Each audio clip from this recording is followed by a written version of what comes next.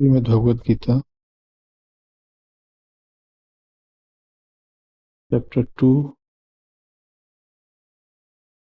verses 10 and 11.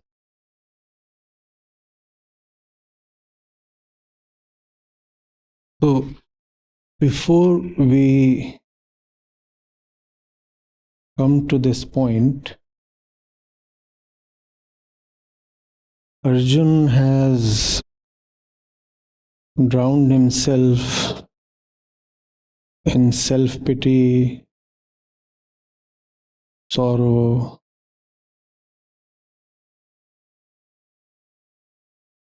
and made a declaration, I shall not fight. And Arjun has been wallowing in his own self-appointed misery since quite a while now. Entire chapter 1, Vishadayog, and here we just said we are upon verse 10 of the second chapter.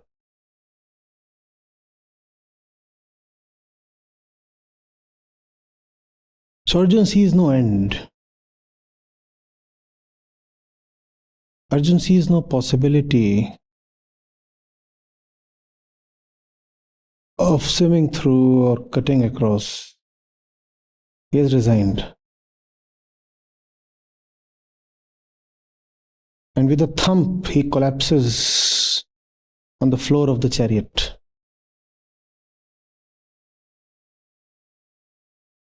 My arms are unable to hold the bow, and my mind is unable to hold its center. I resign. I just do not have it in me at this moment to know what is right and act with resolve. So this is the only thing I can possibly do. Collapse in dejection, in total disappointment.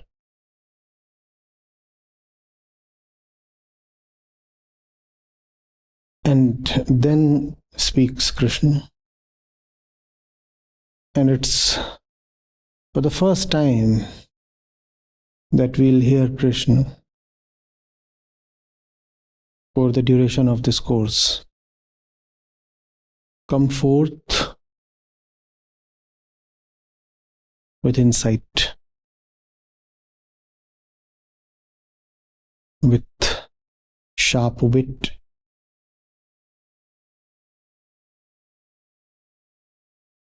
the second verse of the day, 11, holds a very, very important teaching. So much so that I am tempted to say that if we can comprehend verse 11 of chapter 2, not much is thereafter left in the Gita to further comprehend. So, verse 10 just prepares the stage. It says, Arjun, situated as he was in the middle of the two armies, in his pitiful condition, is now spoken to by Krishna. And he smiles as he speaks the words that are now to come. There's nothing that reveals anything in this particular verse but for the smile. The smile is a symbol of aloofness. Arjun has sorrow, Krishna has smile, a gentle smile, not a raucous laughter or something. A smile that indicates detachment. And that's very important because the gist of Arjun's condition is, come on. Misplaced association. Misplaced because misunderstood. Whatsoever is misunderstood shall always remain. Be with me. It's your response that completes the loop and energizes me. Whatsoever is misunderstood in life shall always remain misplaced. Misplaced. You will not be able to give stuff its proper place if you do not understand. And what is it to understand? To know who you are and therefore to know what that thing is.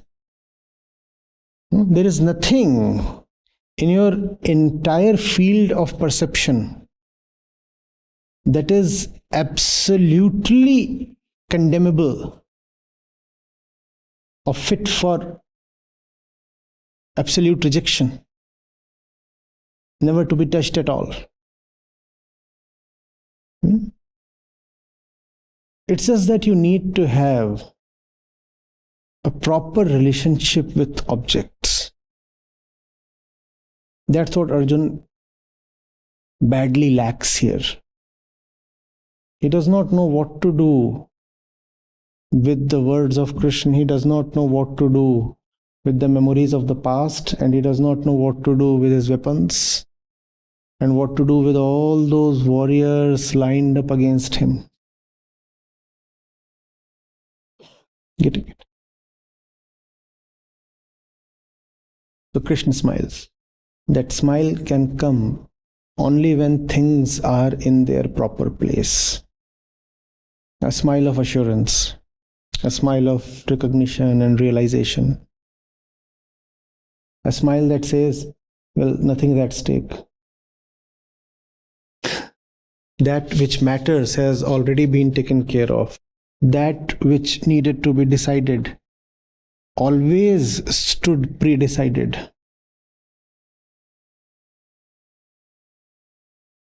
The war might be won, the war might be lost, and it's quite possible Arjun might not even fight the war. Nothing is certain. Krishna has been respectful of Arjun's so-called free will.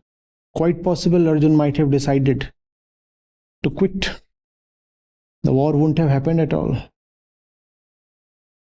Duryodhan gets a walkover and the throne. Quite possible. Still, Krishna is okay. The smile that says, I'm okay. Events that happen here, they cannot touch the core of something. Obviously, it's important to fight, and I'll counsel with all my advice and insight that Arjun fights. Irrespective of whether Arjun fights, irrespective of what happens of the fight, what comes out of it. I'm okay. That unconditional okayness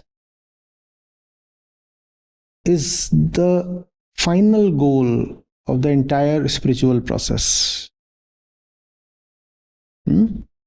So if I ask you to give a more classical name to that fundamental unconditional okayness, what would it be? Atma. So that's what Atma is. An unconditional, assured state of mental centeredness. That's Atma.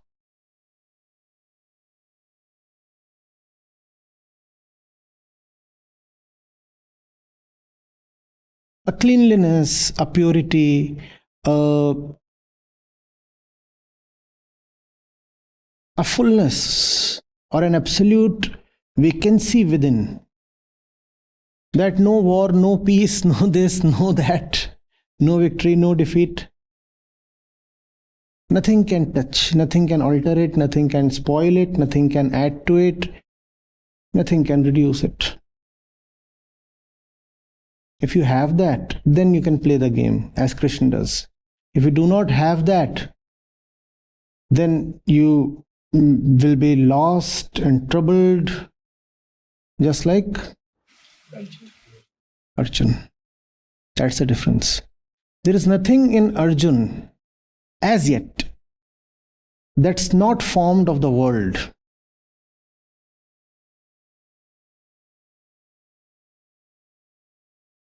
As for Krishna, the world is the periphery of his being. He can go to the periphery, act there, and coolly retire to his base, his home, his center. Arjun has no such shelter. Arjun has the world and only the world. And the nature of the world is such that sometimes it will offer you refuge, and sometimes it will offer you refuse. Refuse, crap. And Arjun has come to a point where the world is appearing very unaccommodative, very hostile, very unfriendly. And those things can happen. If that's happening to Arjun, to some extent that's happening to Krishna as well. But it won't affect Krishna. Krishna is perfectly insured within. That's what Arjun lacks. Arjun cannot smile at such a moment. That's the difference between Arjun and Krishna. Krishna can still afford the smile. Do you see how expensive a mere smile can be? Arjun cannot afford it.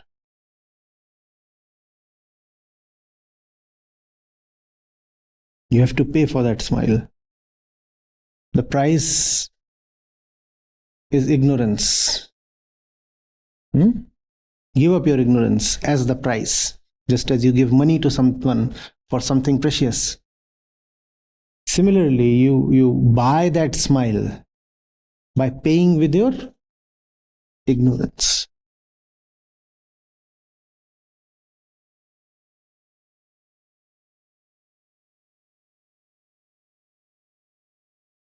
What is it that Arjun says next?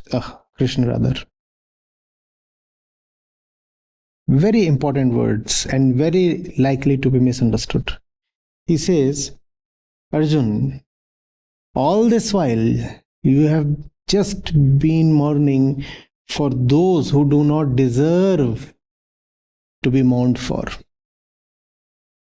Yet, look at your words. You speak as if you are a man of wisdom. Had you really been a wise person, you would have grieved neither for the living nor for the dead. That's the mark of the wise. They do not grieve for the living or the dead. And now that's very curious. What does it mean to not to grieve for the living, not to grieve for the dead? What does Krishna mean when he says, oh, you have been grieving for, crying for, mourning those who do not deserve it? What's the point? To understand all this, as we said, is to understand the very crux of Gita. So, who is a wise man? Basic definitions. Who is a wise man?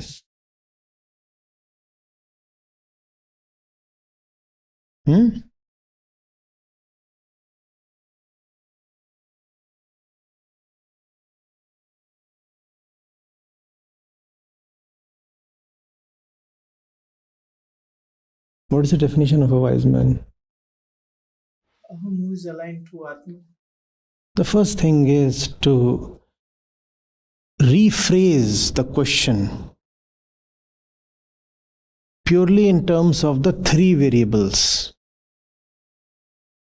Any question that I ask or life poses has to be reduced to those three variables. Otherwise, you will never get the right answer. In the beginning is the end. If you can be so attentive that any situation shows up as constituted of only those three, then you are home.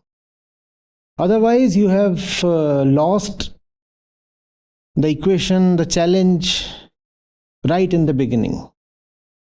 So who is a wise man? What's the first thing you should think of? The three. So among these three, who's going to be wise or unwise? Very simple. But we forget. Therefore, it does not remain simple anymore. And that then becomes the definition of simplicity. What is it to be simple? To remember. To remember is to be simple. Once it is remembered, it looks atrociously simple. But only when it is remembered. Once it is in front of you, once it is in the mind, you'll say, this is ludicrous. What's there in it? It's so straightforward, so obvious. But it's straightforward and obvious only when... Close your eyes, please. All of you, please. Keep them closed. How many fingers? Keep your eyes closed. How many fingers? Look at the damn complexity of the question. Not one among you noble fellows has been able to answer.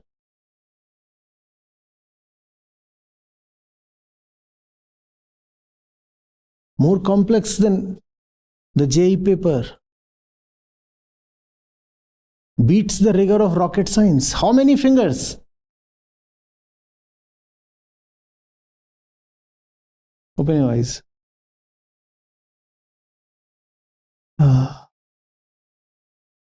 Ridiculous. Just two.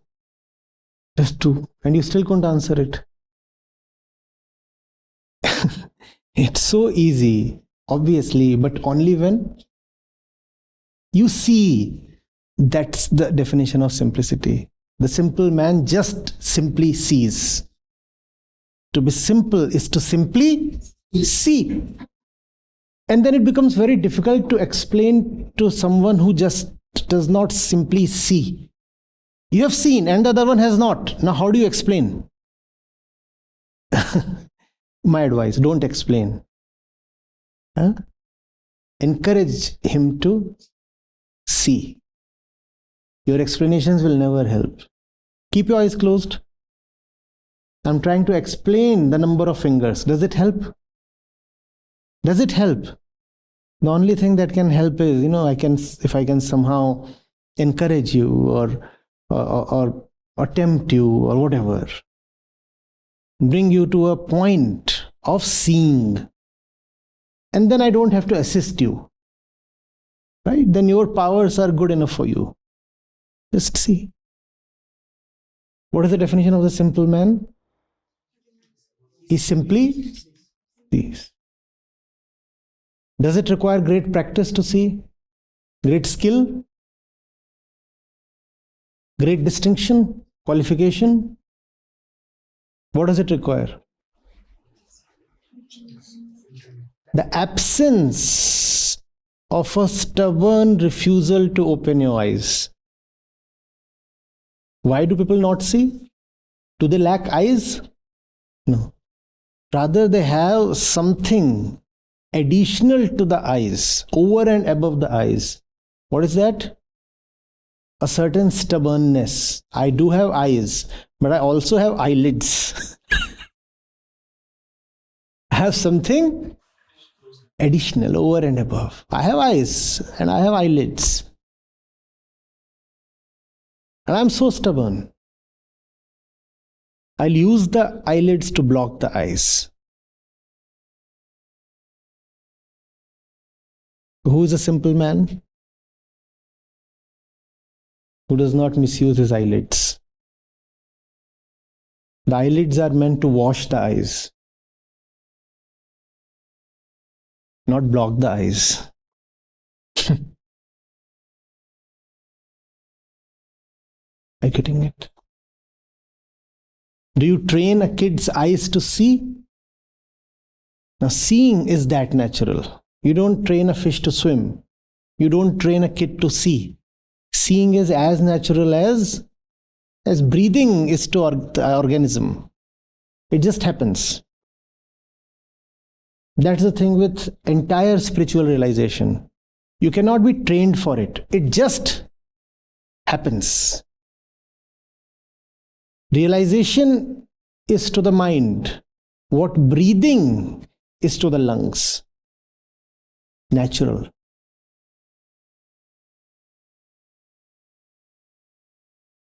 Do you have super specialized lungs if you are able to breathe? Ought we congratulate you? She breathes. Let's felicitate her. Then why do you think it's a distinction if someone is able to see? There is nothing distinct about it. It's very...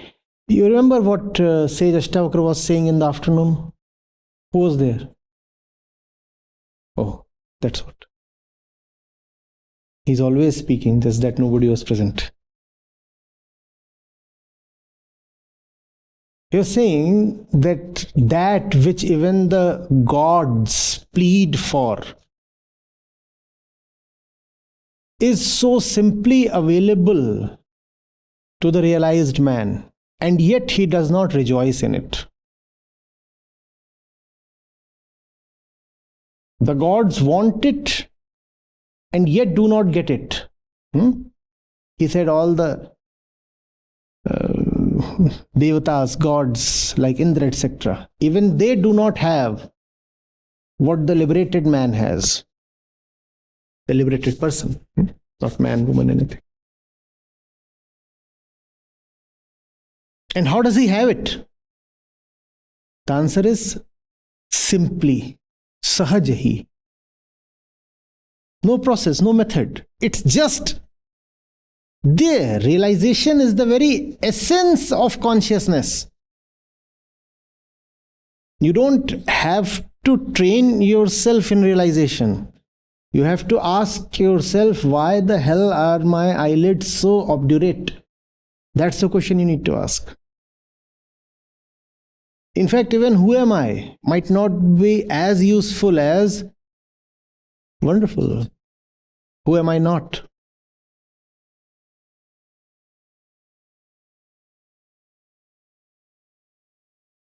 Your task is not to stuff up, but to clean up. But if you are stuffed up, the tendency is to further stuff up.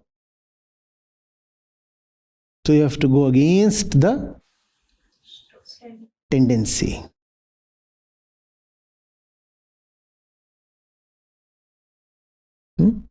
Right. So, who is a wise man? Who is a wise man?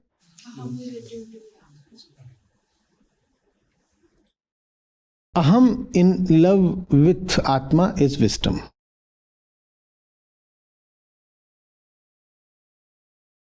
Aham, to utilize all its relationships with Prakriti for the sake of Atma is wisdom. Aham might be in love with Atma, but where are all its relationships? In the field of Prakriti. And they will remain. Aham is not an abstract concept. Aham is embodied. Aham is this. This is Aham. And if this is there, there will be relationships. You cannot be embodied and not related. What is wisdom? To use all your relationships for the sake of that. To realize that all relationships mean nothing in themselves. That all relationships are just means for a final purpose, for a high and sacred purpose. That purpose is realization, union, freedom, liberation, dissolution.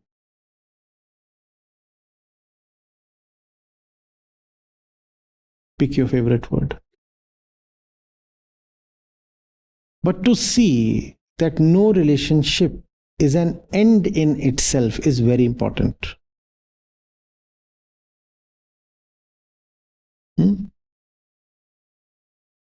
So what is it that aham must rejoice in, and who is it that aham must grieve for? If that's the only relationship that must matter to the ego, if it has to grieve, what must it grieve for?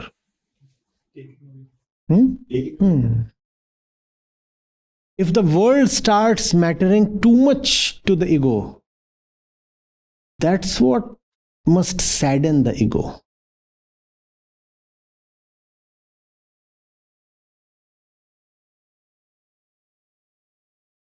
Instead, we find reasons for celebration and dejection both within the world. We say there is something in the world which, if attained, is a matter of celebration, and there are other things in the world which, if occur, are a matter of grief. That's not wisdom. Wisdom is to say, if I lean to the left, I celebrate. And if I find myself tempted to the right, then I grieve. What is at the left? Aham, Atma, truth. What is to the right?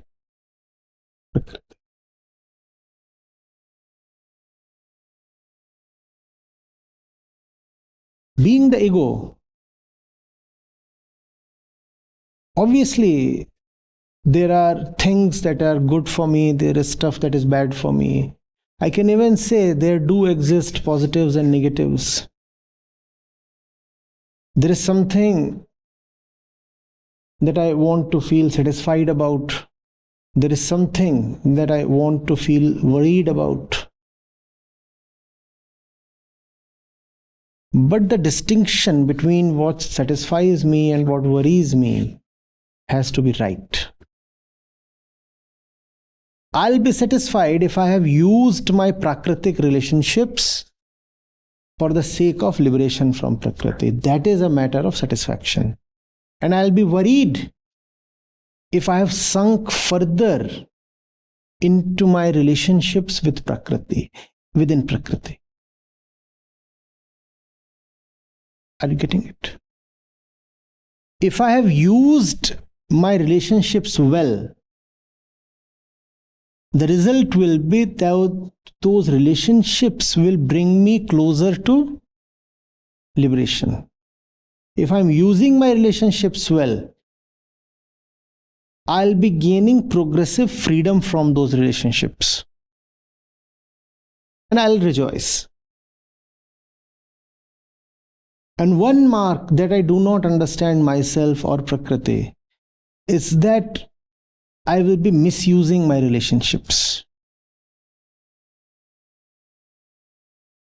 I'll be sinking into them.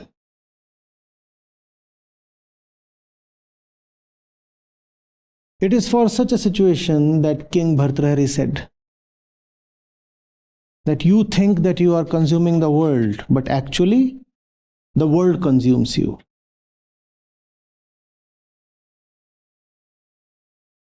Does the wise man have no relationships? No, he does have relationships. The wise man and the unwise man, they have something in common. They both remain related to the world. Then where does wisdom lie? How is the wise one different from the unwise one? The wise one knows that all relationships are for the sake of liberation. The unwise one thinks that the relationship exists for its own sake.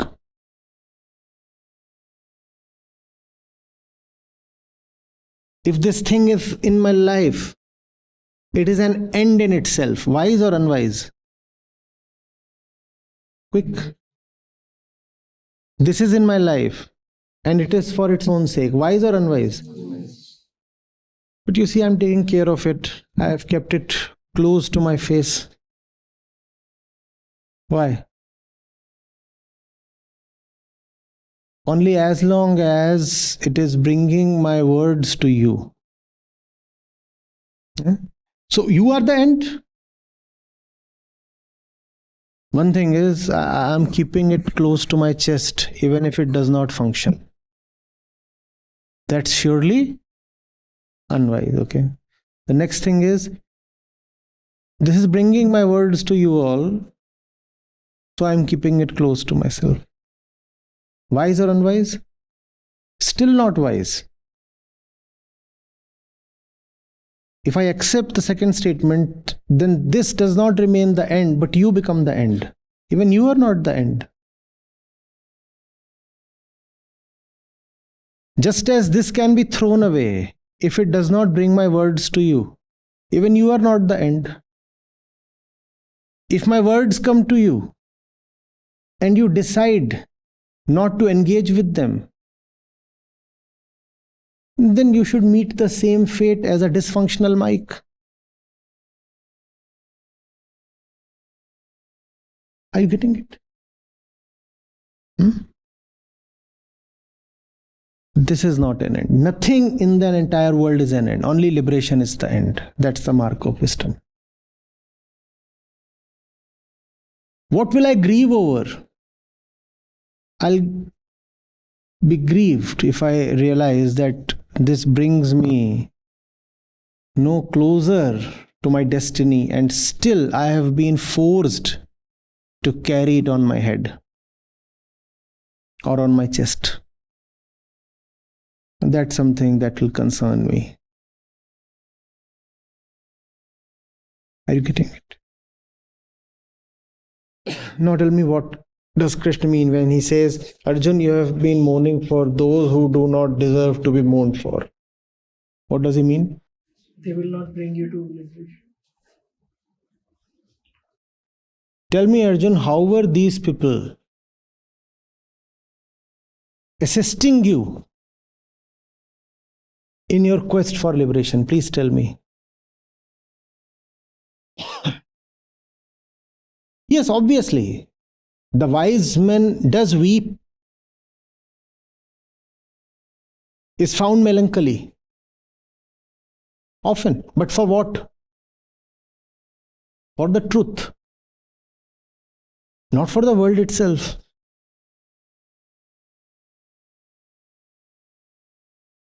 And even if the wise man is sad for another person,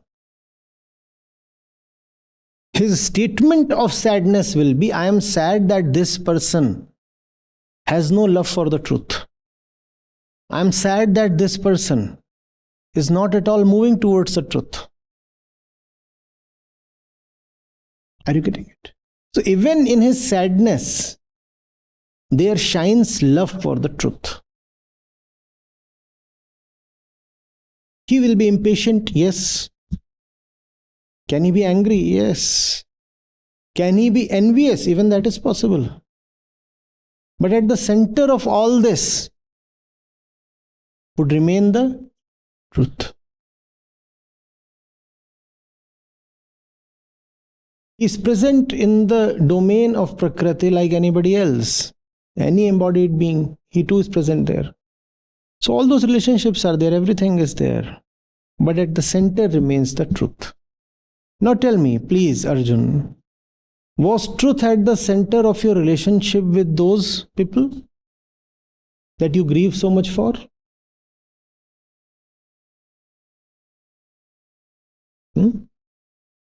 If you have to be sad, you have to be sad at your own condition.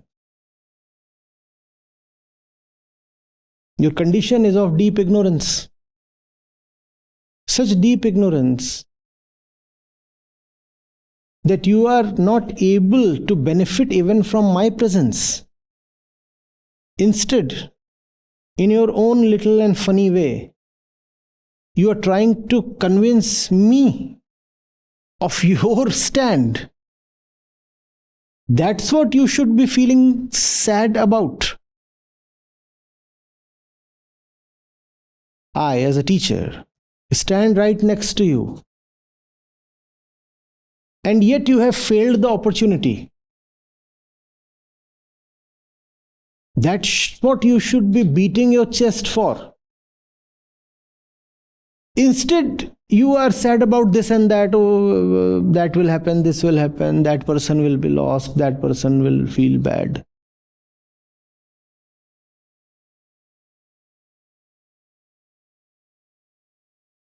It's like your house with all the valuables that you can have in life has been set on fire. And you stand outside weeping, and somebody asks you, what do you say? You say, oh, the paint will come undone. The problem is not that you are weeping. The problem is that you are weeping for something so petty.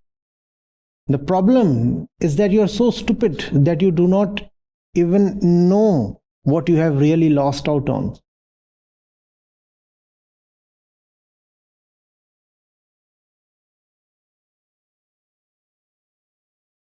Anybody here who has not experienced sorrow today, to whatever degree? All of you have experienced sorrow? Okay. Anybody who has not experienced anger, to whatever degree? All that is very okay. The problem is in the object of the sorrow. What are you grieving for, Arjun? You must have argued or quarreled with someone today. A low intensity quarrel maybe, but that happens, right? Anybody who didn't argue with anybody at all today? Not possible. The problem is not that you quarreled. The problem lies in what you quarreled for.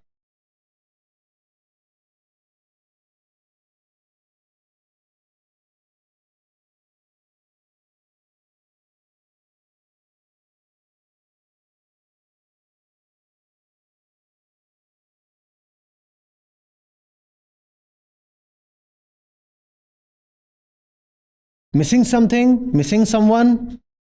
Raise your hands, please. Honestly.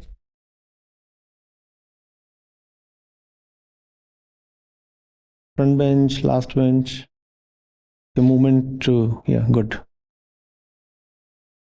Problem does not lie in being forlorn or feeling empty, missing something, somebody. The statement of problem is, what is it that I am missing? The path of bhakti, devotion, is so much about just missing constantly. Missing or virah or viyog becomes a virtue there. The saints are constantly peeved by their separation. Oh, I'm missing you. When will you come to me? Now that you have come to me, why are our meeting hours so limited? What does this remind you of? Which one? I'm missing you so much, and you have come only for a couple of hours and the day is about to break. What are you missing?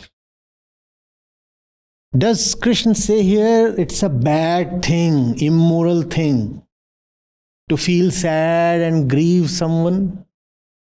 Does he say this? What is it that he exactly says? Who does not deserve. That's what. Everything is all right in its proper place. Nothing is prohibited.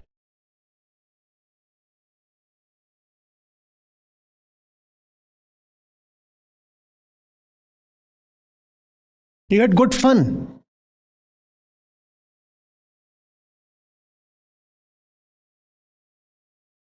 Does that indict you? Must you be scolded for just that? But if you find a Krishna scolding you for having fun, what's the probable reason?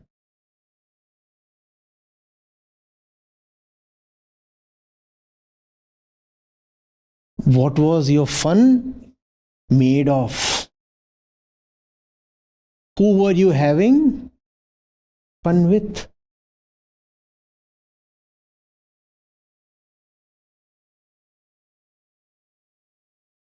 He would say the same thing.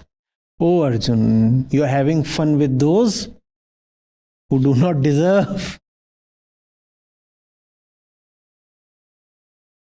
Spirituality does not teach you to not to have fun, and it does not teach you to not to shed tears. Shed tears for the right reason. Have fun with the right person. That's really inviting. No? Fun that liberates. Fun that liberates. That could be a byline for the last 2 SS sessions of the month.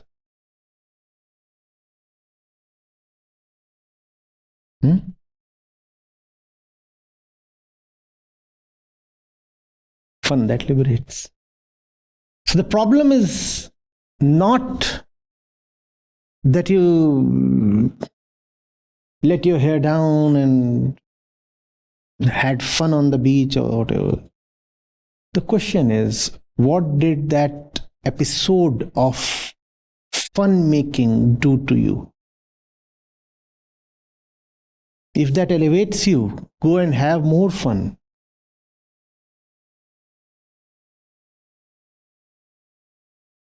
What is it doing to you? That's what matters.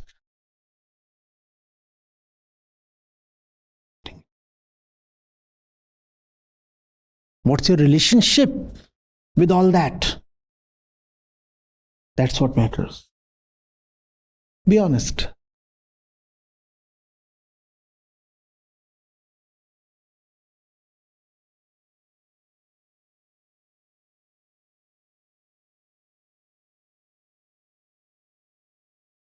For most of us, the world or relationships are similar to the ones that we have with fast food. You order some fast food. How is the packet when it arrives to you? Neat, tempting, colorful.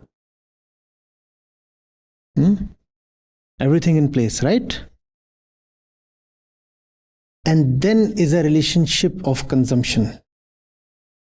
30 minutes later, what's the state of the consumed object?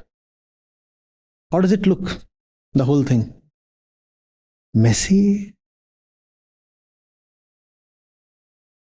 The ketchup sachet. See how it looks once you have opened it. A few dots of red here, a little oregano sprinkled there.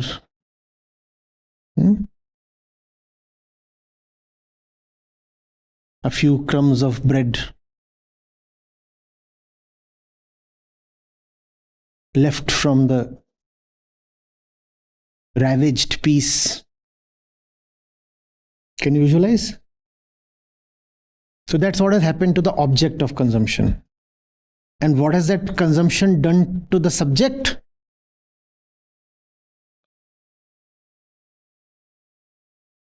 What has the relationship done to both the parties?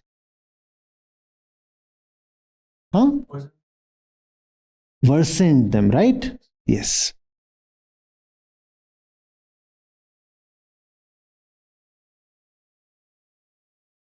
Have you been bettered? No. You have been dragged down. That's the problem. Has the burger been bettered? No. It stands ravaged. Even the burger might have had some possibility in life. That possibility is gone.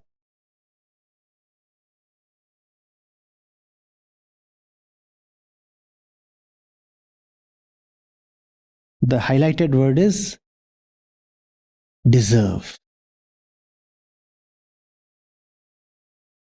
Weep for the one who deserves to be wept for. Have fun with the deserving one. Ignore the one who deserves to be.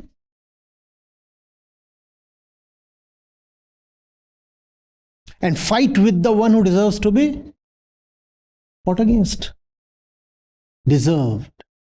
Figure out what is it that the different objects in Prakriti deserve for themselves. And what will be the criteria that will decide the deservedness? Whether it elevates you. Wonderful. The criteria is liberation. Something will lead you to liberation if you fight against it. So does Prakriti assist you or not? But all objects lead you to liberation in their own respective ways. And you should know that way. That's wisdom.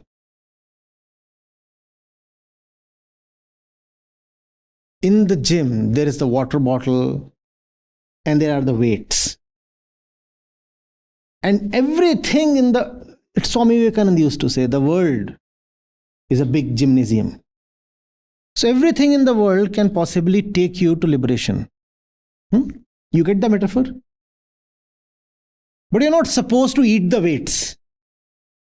You must have the right relationship. And you're not supposed to use the water bottle as dumbbells. That won't help you. It's a 200 ml water bottle. Won't build any muscles. Are you getting it? So something will lead you to liberation by exciting you to fight it. How do the weights help you? You actually fight the weights.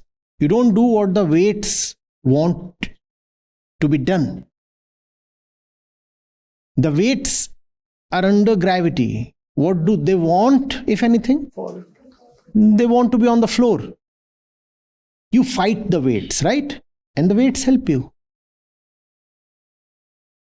Give everything what it deserves. There is nothing that does not have the potential to assist you. Everything is a friend. If you know yourself and if you know the relationship you need to have with it.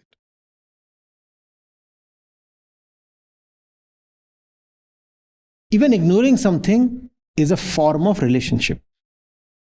Something will assist you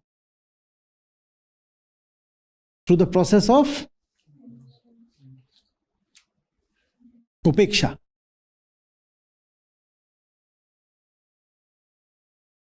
I don't let it blip on my radar.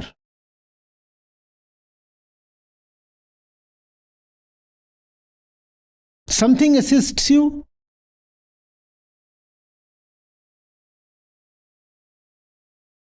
By coming close to you. Bring that stuff close to yourself and you will be helped. There is something else that helps you when you push it away from yourself.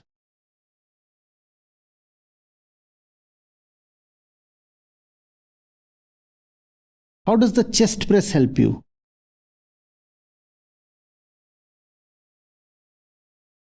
When you push the bar away from your chest, right? That's when you are helped. If you say, I've fallen in love with it, and I'll keep it right on my chest. She's my darling. She must rest on my chest.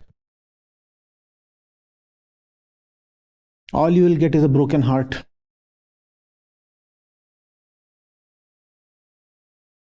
Instead, you are helped when you...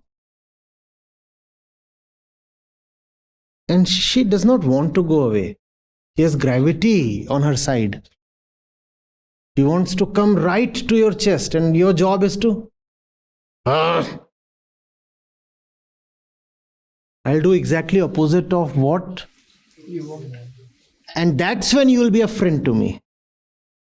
Is the bar, are the weights a friend or not?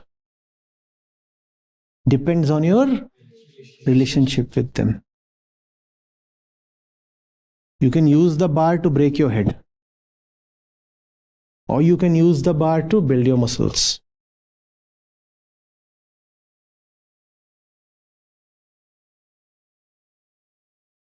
That entire army arranged in front of you, Arjun. If you can have the right relationship there, that will be good for you, and surprisingly, good also for them. Instead, if you have a relationship of illusion and attachment, it's going to be bad for both the sides. And that's another rule of life. If it's bad for you, it's bad for the other party as well. We want to believe otherwise. We want to think in terms of zero-sum relationships. We want to believe in the exploiter-exploited model. It does not work that way. If a relationship is bad, it's bad for both the sides. It's not possible that one party can enjoy at the expense of the other. No, not possible.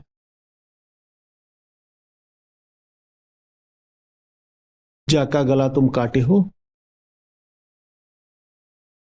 Temporally, it might appear that one party has gained at the expense of the other. But that's a temporal illusion. Soon you will discover that in hurting or harming the other, you too have gone down.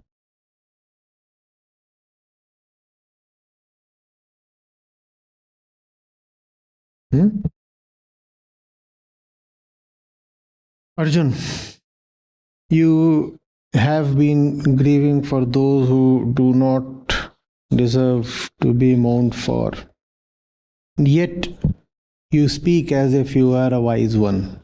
This is not wisdom. Wisdom lies in seeing that the entire field of Prakriti is just one. Within Prakriti, there can be no favorites. Because within Prakriti, there can be no Atma or salvation. Equally, within Prakriti, there can be nothing absolutely repugnant or abhorrible. Prakriti is neither good nor bad.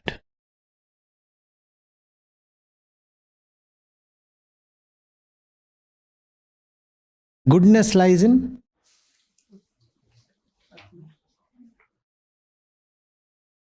badness lies in your separation from Atma. And if you are separated from Atma, does that make Prakriti bad? It's your own bad choice. Prakriti can be a valuable assistant, a nice friend.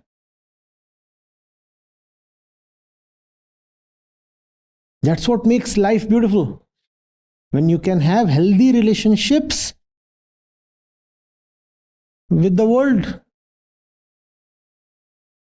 But you can have healthy relationships with the world only when your fundamental relationship is with. The problem is when you become infidel to the extent that you compromise on your fundamental relationship to strike a superficial relationship with some object in Prakriti.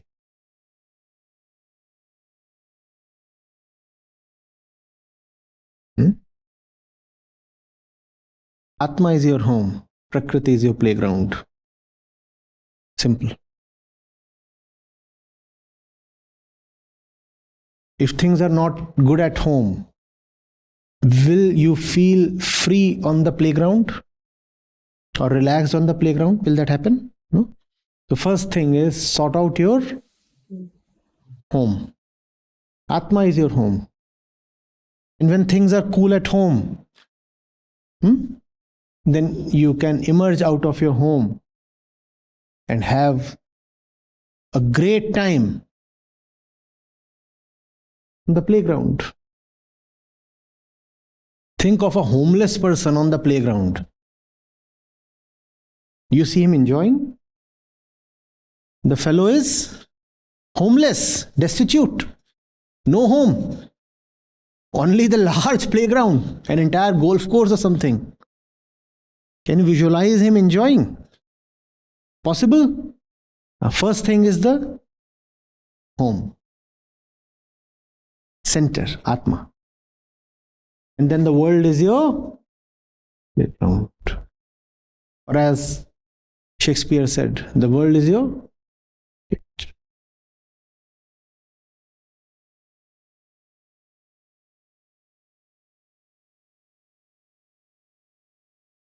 The wise grieve neither for the living nor for the dead.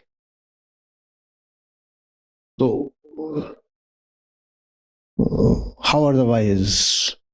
Cruel, insensitive, emotionless, hard.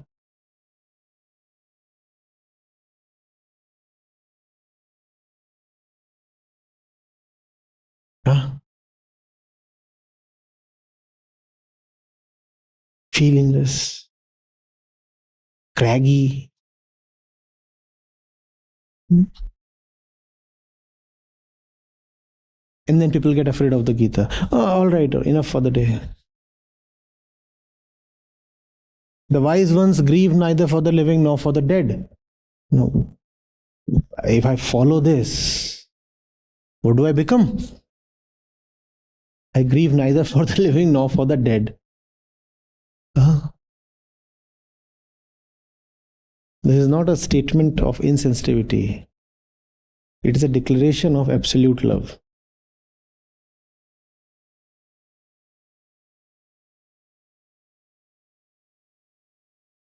Just that the part on love is unwritten and silent. How can I grieve for this or that? I'm in love. I'm in love with the real thing. If I grieve, it is for that.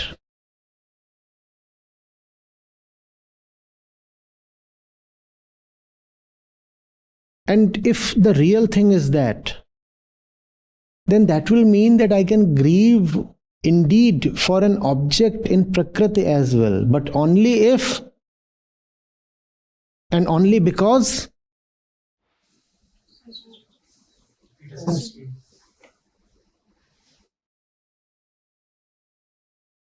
I was to meet my sweetheart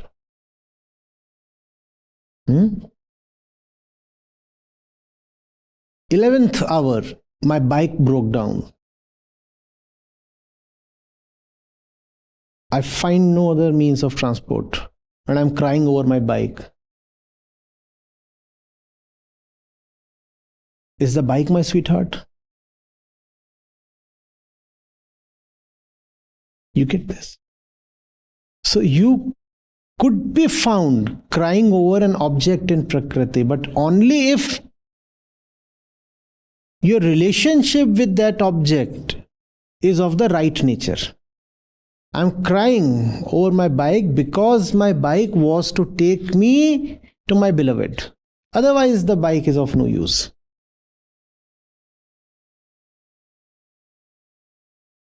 The bike in itself means nothing. It's neither good nor bad. And I'll celebrate another day. I might be found celebrating the loss of my bike if somehow that loss enables my union with my darling, then I'll celebrate the loss of that same bike. Has the bike turned a villain overnight? What has happened? Nothing. The bike was just a medium. Let everything in Prakriti just be a medium. Remember your love. All else is just a medium. Prakriti can be a wonderful mediator.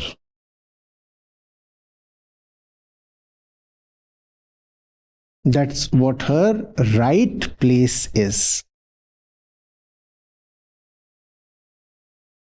Born in her, housed in her, located in her. Use her to go beyond. And you cannot go beyond her if you do not know how to use her. Learn to use her rightly. That's the right relationship. And now you know why the spiritual man has often been found very unreliable and untrustworthy by the world. Because the world wants itself to be the end of your relationship, right? And you are telling the world, no, you are not the end. You exist just to be used. And the world says, what indignity? I feel so used. And the wise one says, but that's what your place is. You exist to be used. Your problem is not that I used you. Your problem is that you assumed that you can be something or somebody beyond usage. How presumptuous! You thought you could be an end? You thought you could be the destination? That's what your problem is. So your problem lies in your own assumption. No, you exist to be used. I exist to be used. I've been constantly saying, use me. You exist to be. This exists to be.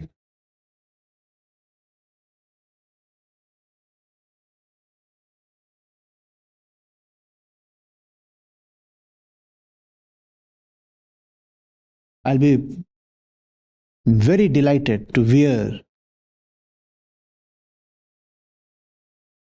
one of those casings that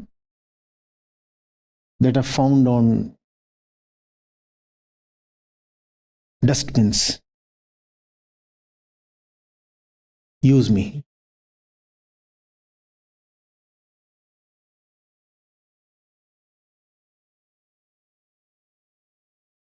Use. What else? I cannot be your destiny. You cannot be my destiny. We both have our separate and respective love affairs. What is the maximum then that we can mean to each other? You use me and I use you. Ultimately, anyway, we both have our own respective love affairs.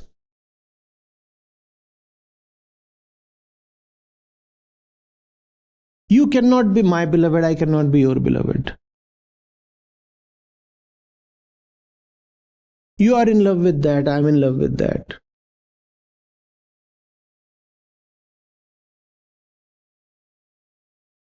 The best thing is that we both just rightly use each other.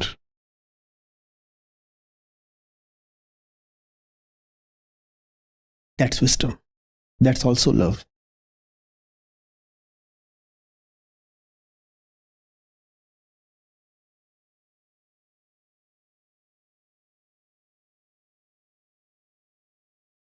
How to determine whether a relationship is right?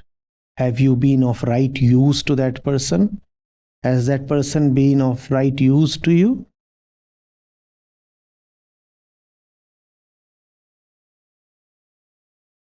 How to know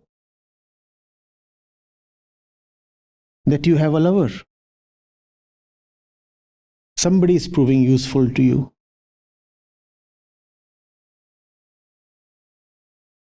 That's a lover.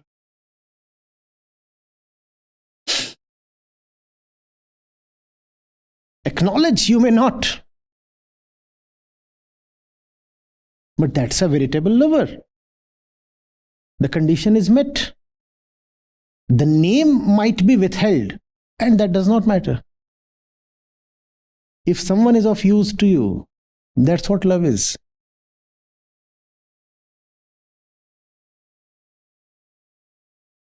What kind of use are we talking of? Not friends with benefits kind of use. What kind of use are we talking of? That use. That one particular central distinct use, no other use.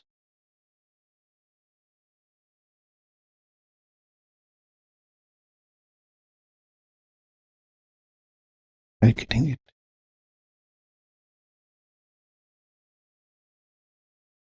If you want to weep for your relatives, Arjun, convince me they were taking you to liberation. If they were indeed taking you to liberation, they deserve to be mourned. But honestly, tell me, Arjun, which among those gentlemen was actually leading you to realization? Come on, be honest and let me know. Which one among, or which all among them? There is nobody there. There is just nobody there who was of any real use to you. And yet you are shedding tears for them. Is that wise of you? Yep, that's what. This is what is called nirmamta. The world is terrified of this approach. The world takes this as cruelty, insensitivity.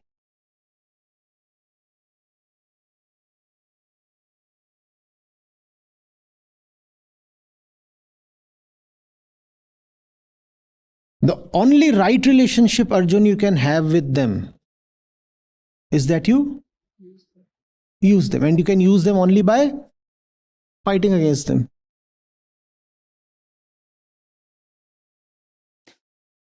Be just to them by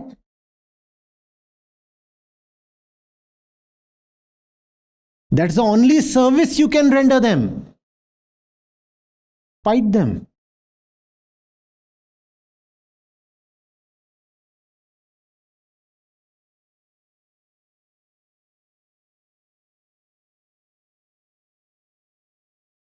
I'm being good to you. I'm shooting at you. Because that's the only right relationship possible between the two of us. So this is dharma.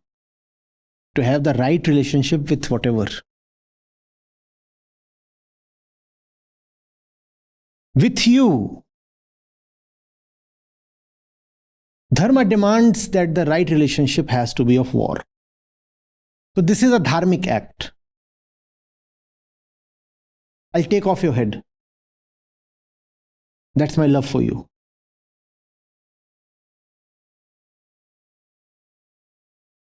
Sounds simply absurd, right?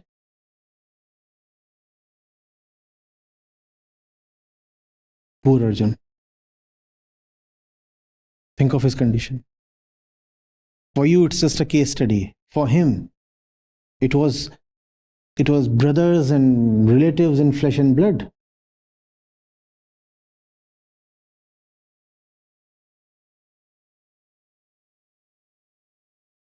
And he is a man of social upbringing and common morality. And he's being told, kill. That's love. Kill. How unwise of you to shed tears for them. Just kill. The philosophy has to be understood. This is not rhetoric.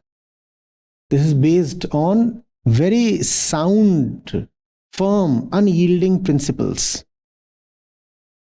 This is not just Krishna's fleeting opinion.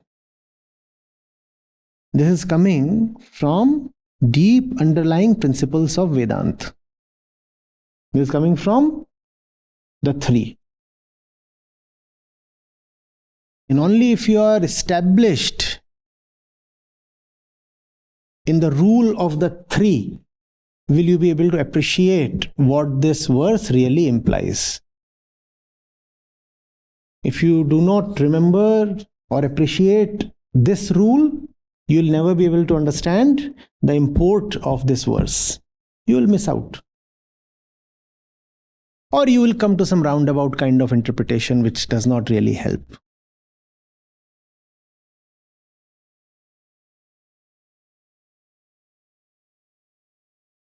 If you want to be helped, you have to hit the bullseye. And that can happen only by the rule of the three.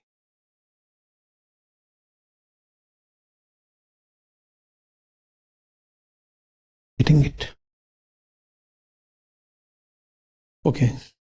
The wise man will never be found weeping. Yes, no? Quick. Okay. If he is found weeping and is indeed wise, what's the likely reason? But then Atma is not an object. So Atma does not really exist in the sense of objects. If the wise man is found weeping, what is he possibly weeping for? Not able to use the world. Okay. Or more concretely, the loss of something that was useful. The loss of something that was useful. The wise man has thrown a grand party. Is the wise man, the spiritual man, the man of Gita, not entitled to celebrate? Yes or no? He is entitled to celebrate. All right. So he is entitled. Now he's thrown a grand party. What's the likely reason? Either he or someone else has been helped, or he has found something useful. He has struck the right relationship with something that he sees will lead him to liberation. So, let there be lights and music and whatnot.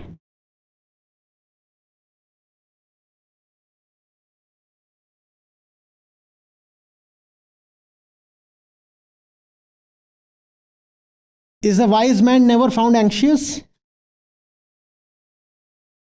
He might be found anxious. If he is indeed anxious, what's the likely reason?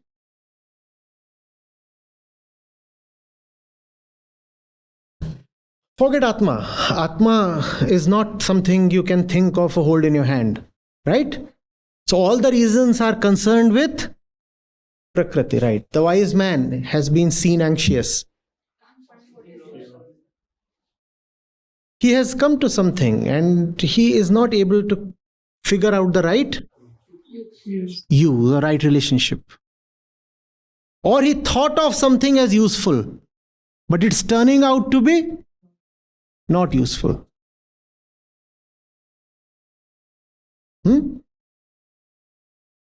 Is the wise man never found hopeful?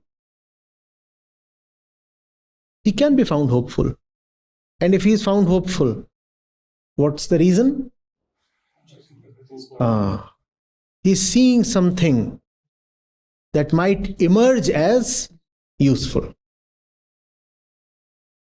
So, the entire spectrum of human associations and emotions is experienced by him and exhibited by him. Just that the objective always is, do I weep? Yes, for that. Do I laugh? Yes, for that. Do I run? Do I halt? Do I jump? Do I dive? I do everything that anybody else does. The difference does not lie in the action. All the actions that are displayed by the common public are displayed by the wise man as well. The difference lies in the center, in the actor.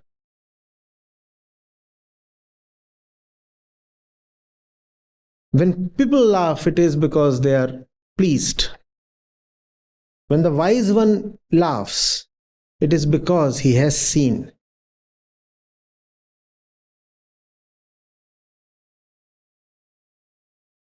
There is a laughter that arises from being pleased. And there is a smile that arises from having seen.